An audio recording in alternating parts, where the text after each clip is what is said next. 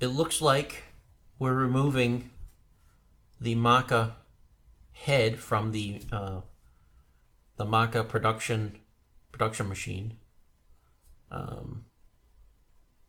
Not sure why he started with removing that aluminum plate on the top, but that was not necessary, so he put it back. Yeah, this just takes 2 bolts to remove, so yeah, he did the 2 bolts and he's done. Oh, he's just cleaning it up a little bit. All right, so there it is. That's the detached head.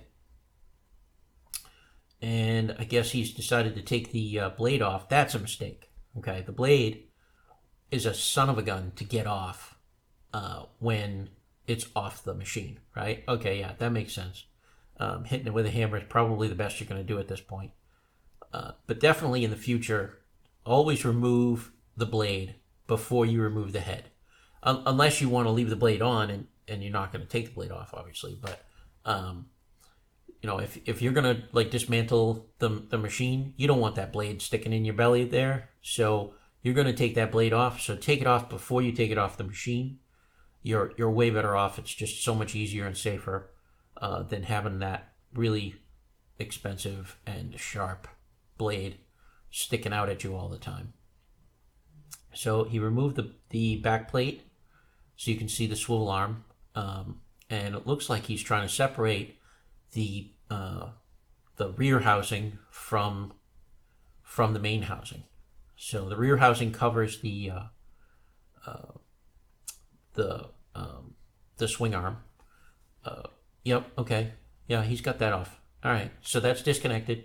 So now the swing arm is connected. Yep. Right where he just hit with the hammer there, is connected to the rear casing.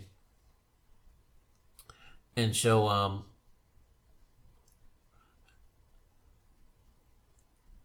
he apparently he's not going to separate those two right now. But if he was going to, then he would want to bang that shaft out of the rear housing.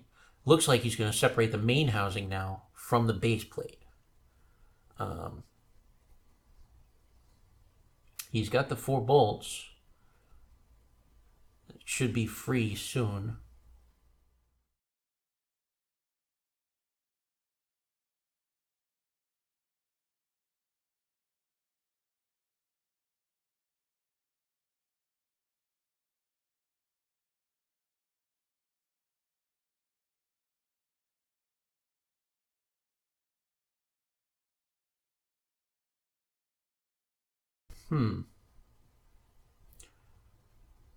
Okay, so he's definitely pulling the bolts out of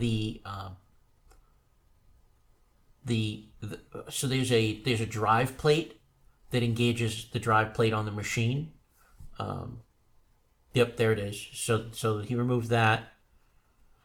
Now he's trying to get the base plate off of the main housing, and he thinks that you need to remove that aluminum plate, but you don't.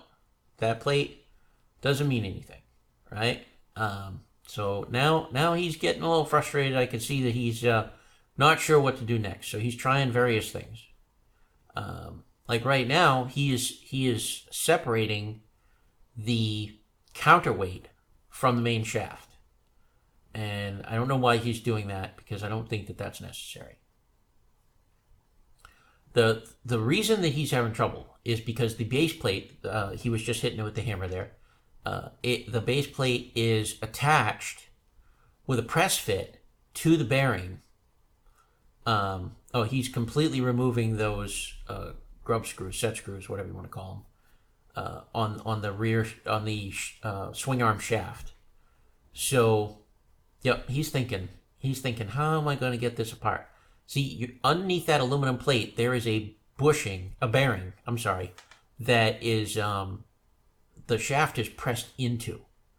So really, the only thing that you can do to get this separated is to take that grease fitting off of the top of the shaft, and then you hammer the shaft through. That's it.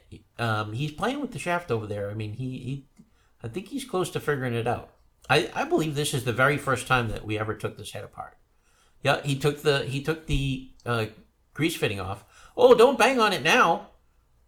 You got to lift it up. Oh, and that's the end of the video. Okay. Apparently he stopped the video here and we lost the second part. So let me just explain. What you need to do is put that base plate up on blocks, right? And then hammer that shaft down. And what will happen, no, not the base plate, I'm sorry, the upper housing. So you can see how it's kind of crooked. What you need to do is twist it some more, get it up on blocks, and then hammer the shaft through the bearing that is pressed into under that aluminum plate with the 3 screw holes. Once that bearing is free, the main housing will separate, and then you'll have the base plate with the shaft, and the base plate is in the main is engaged with the main shaft with a press fit on a bearing as well. So then you have to bang that off, and then that gives you basically your 3 main pieces there, right?